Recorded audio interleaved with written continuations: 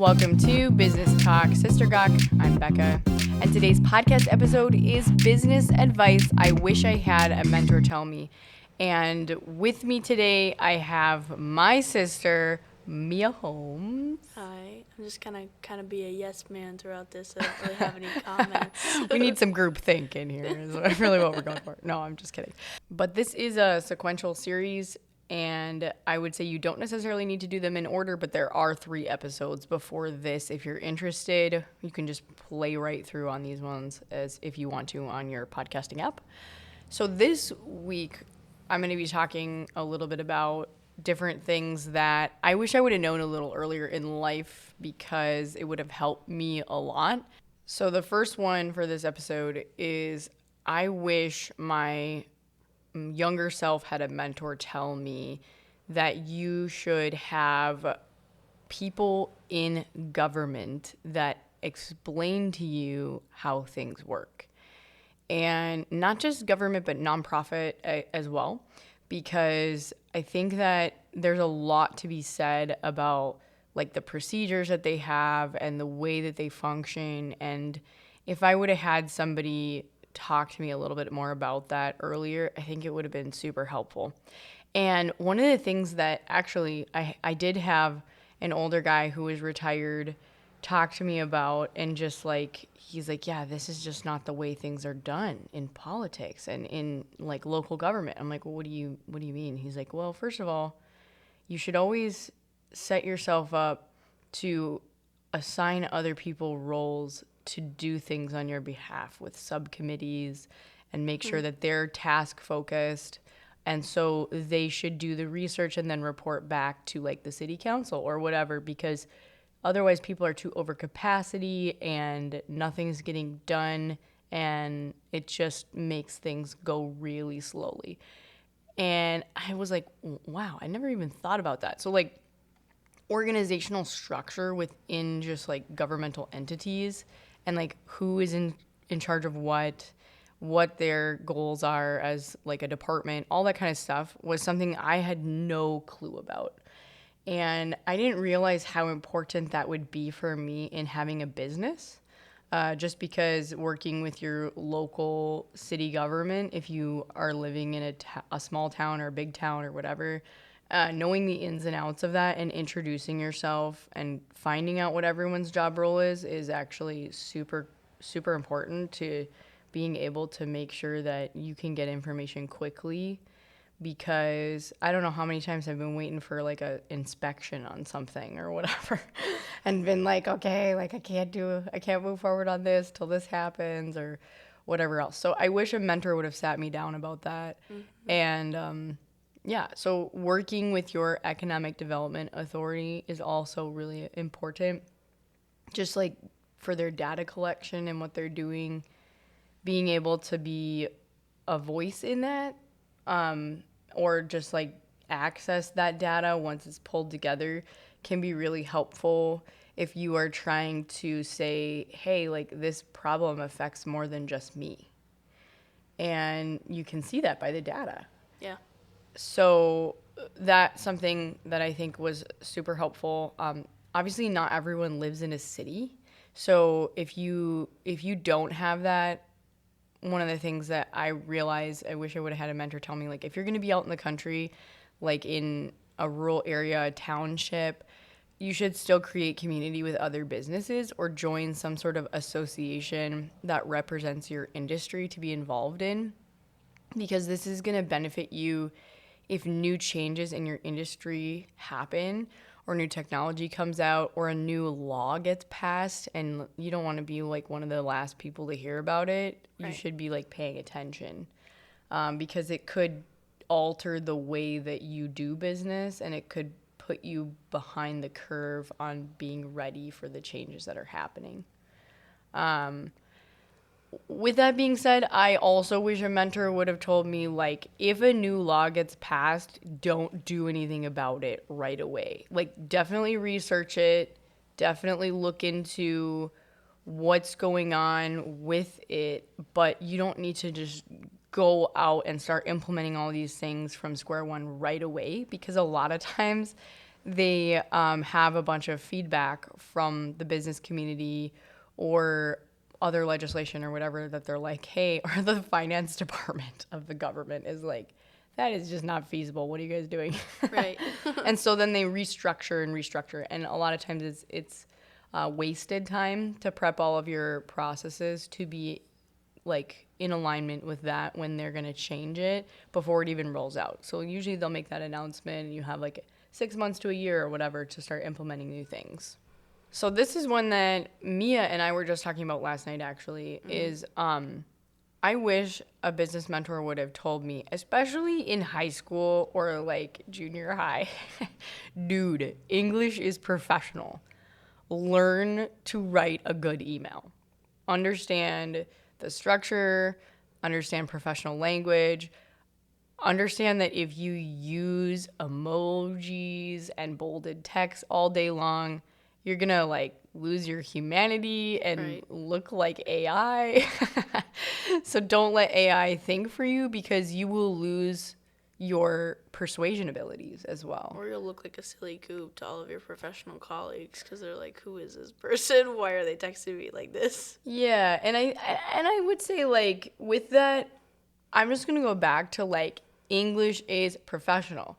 And I'm not just talking about speaking in English. What I'm talking about is actually knowing how to write a structured sentence with like a subject and a verb and using your adjectives and adverbs and commas. And I am notorious for super long sentences. Run-ons, yeah. So being able to like take that apart and be like, oh my word, I just wrote an entire paragraph and it was one sentence. Yeah. Whoa, that's too much, and people are probably gonna not be able to engage with what I'm saying. I think mom learned that with you and nipped it in the bud with me because I don't. Yeah. I'm really conscious about, oh, I should make this shorter. It's too much. Our mother is fantastic at English and Grammar, yeah. at grammar in general. And actually, it's because she's not a native English speaker. And so she really had to like work on it herself to make sure that when we were learning it, it was what is the standard. Right. And I'm super thankful for that. I mean, Right. I realized the difference when I didn't even realize it until I got to college. Like, whoa, this is a really good skill. And I was a jerk to my mom. I fought her so much on a lot of the stuff that I was learning when I was younger. But when I ended up going to high school, all of my friends were like, hey, can you help me proofread this? And I would go on with my own computer and I would sit in my room and review their Google Docs and go, man, this is kind of trash. What is this? And I would go through and like leave them like at least sometimes 70 comments of like, this needs to be fixed and this needs to be fixed.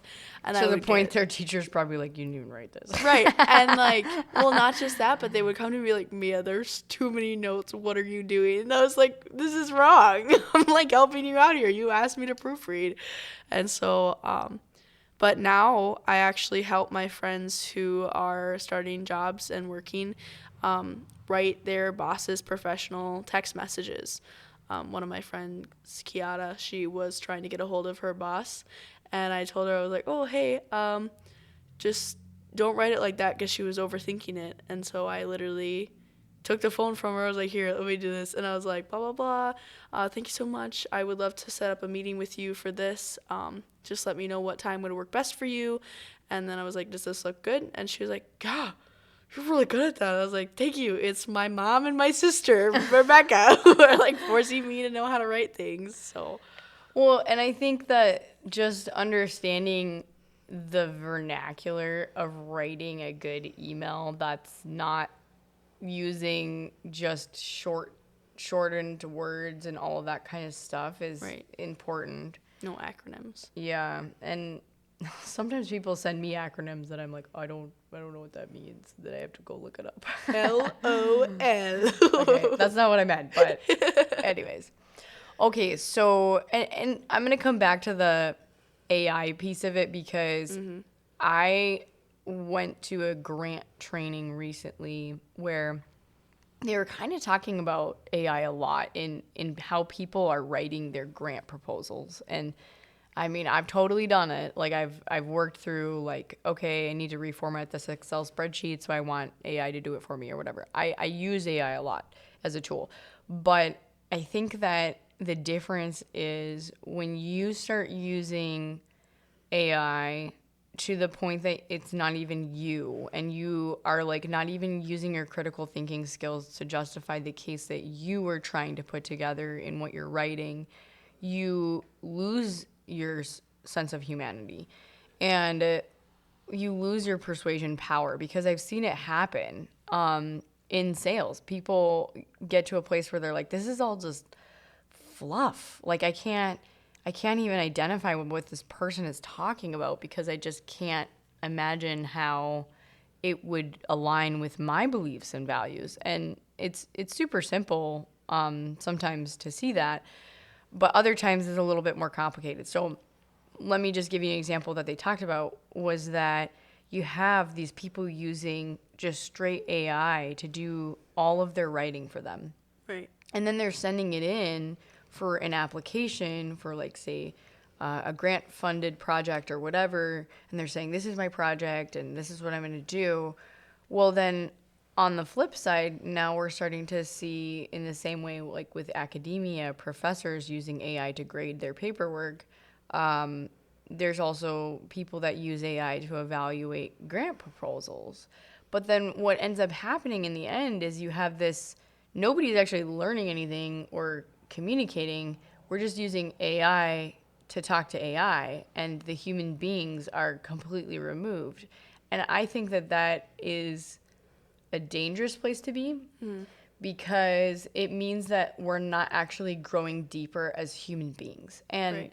and also, if you're not checking your work and you're not like making sure that the things that are being said are true to what you identify with and stand behind, later on when somebody comes and says, why aren't you following what you set out to do? And you're like, what do you mean? I'm doing these things. And it's like, well, go back and read what you wrote. Right. And oh yeah, that doesn't align at all, and you're not using the funding for the right purpose. And that's just like when it comes to grant funding, okay? But I think that there's the same thing can be true within writing a proposal for pitching a new client. If your content is purely AI, it's not going to be as helpful as if you put your own creative thinking into it. Yeah. It's just not, you know? Okay. So then the next thing that I would say I wish somebody would have taught me earlier or sat me down to help me run through is understanding how to read a legal document and how they're structured, with like the intro being, hey, like in this contract, this is what this person is going to be named from now on, the contractor. And Right. then this person is going to be named the subcontractor. So then the rest of the contract, as you're reading it, it's like this represents this person. It's like X equals B. Y, Or whatever. And so understanding like how a legal document is written with lawyer terminology, Right. like what the heck is arbitration, and what does it mean to Couldn't have tell you. mediation? I mean, so arbitration, yeah. Anyways, we'll get into that in a different, Google it. But I think that understanding how contracts work and how to read them before you sign them, and knowing how to draft them, are very, very important skills, because it allows you to spot areas that you think that could be interpreted differently. And knowing that, well, what is the like way that this could be used, where to not my best interest or to not their best interest.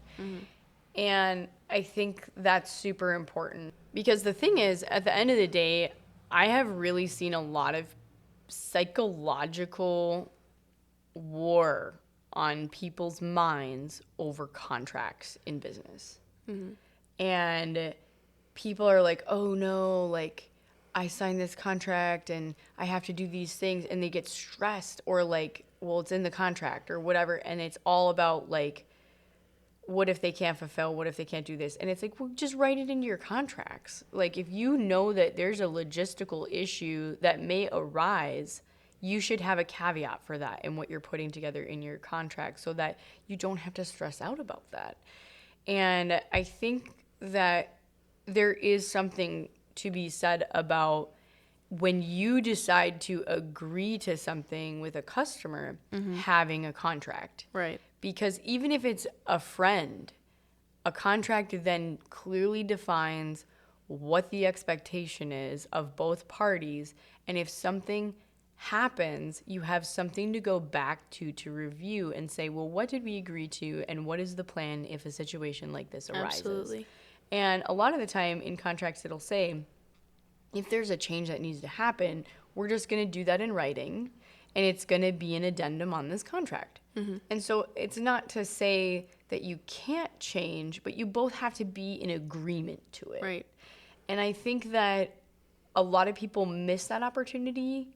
And I just think that if I would have been more comfortable with contracts earlier in my life, it would have set me up as a really good habit to not put myself in situations that I could feel that I was being taken advantage of.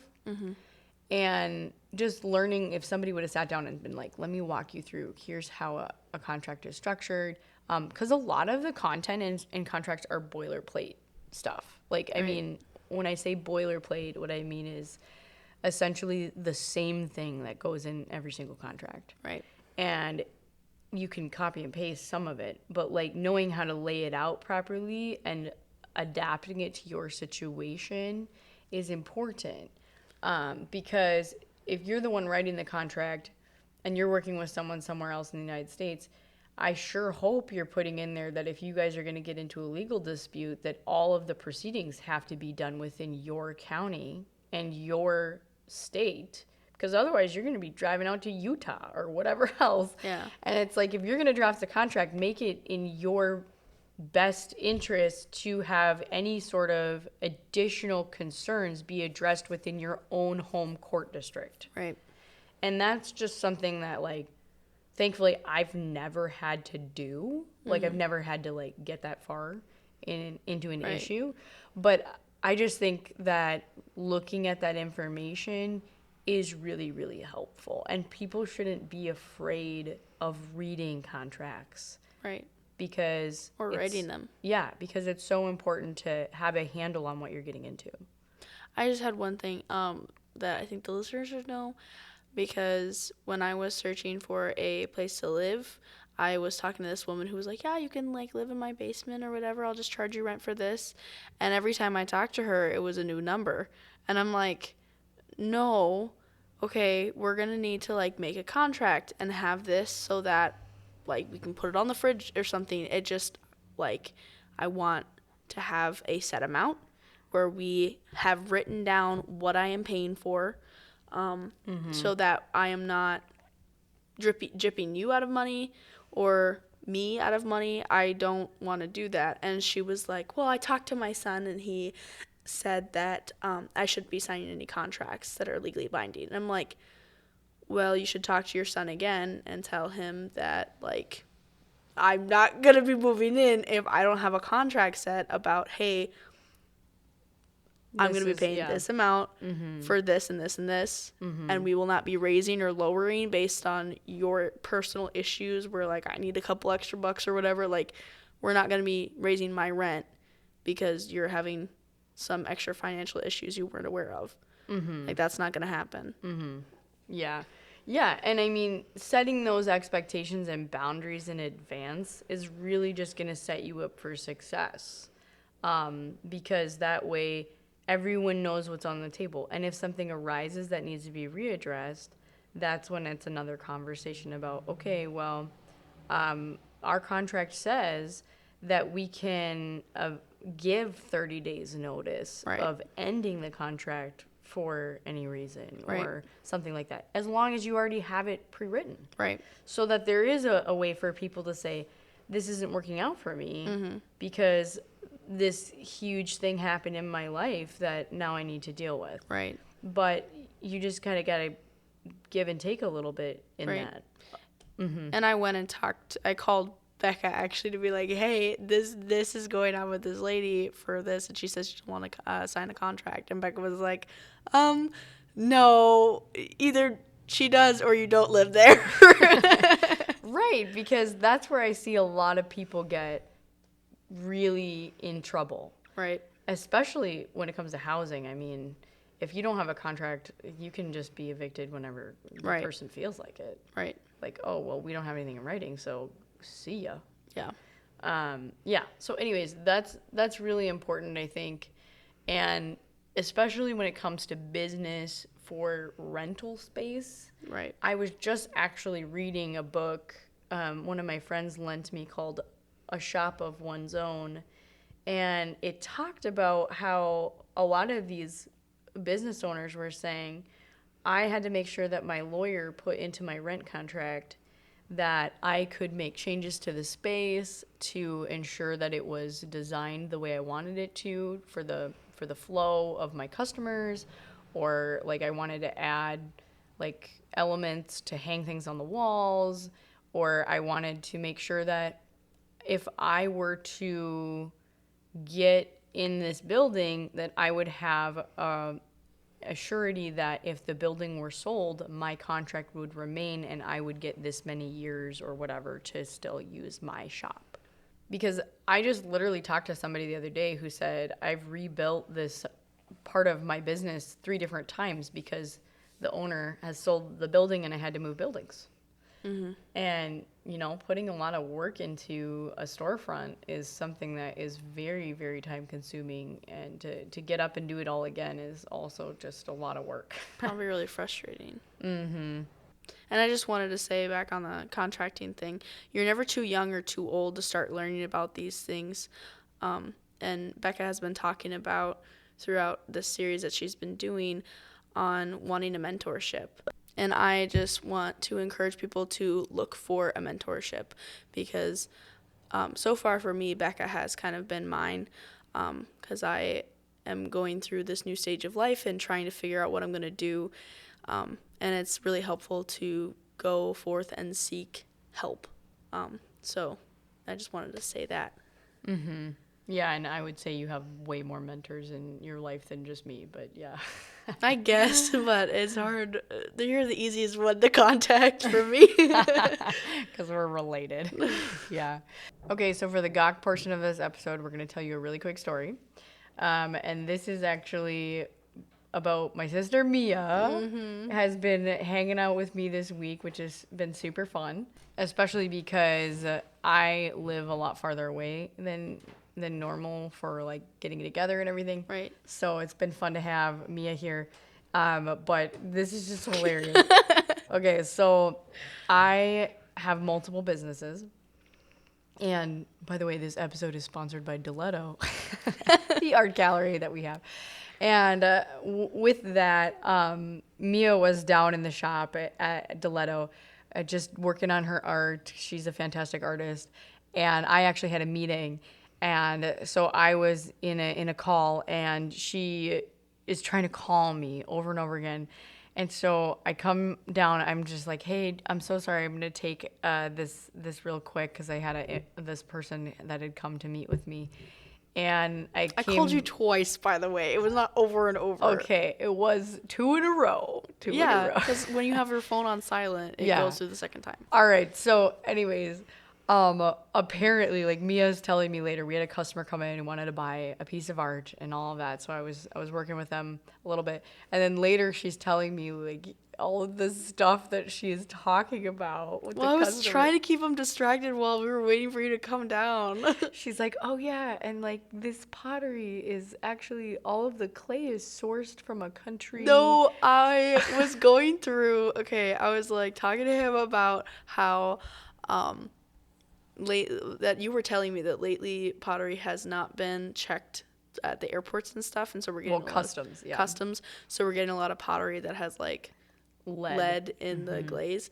So I was telling him about how Becca is very careful about what she's putting in her pottery.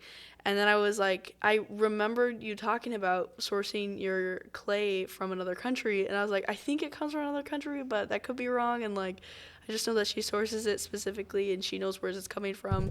And then I was like, well, I don't really know, I guess, but so Yeah. So she basically, Mia started telling somebody stuff. And I'm like, Mia, that's not in true. full confidence. Yeah, she was super confident about it. And I'm like, that's not true. All of my clay comes from North Carolina. I'm like, oh, well, you know what?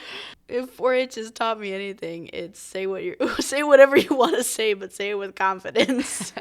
Yeah, that gets you in trouble sometimes. Yep, absolutely, all the time. All right, well, thank you for joining us with this episode. If you enjoyed it, you can give it a review wherever you're listening, and I will see you next week.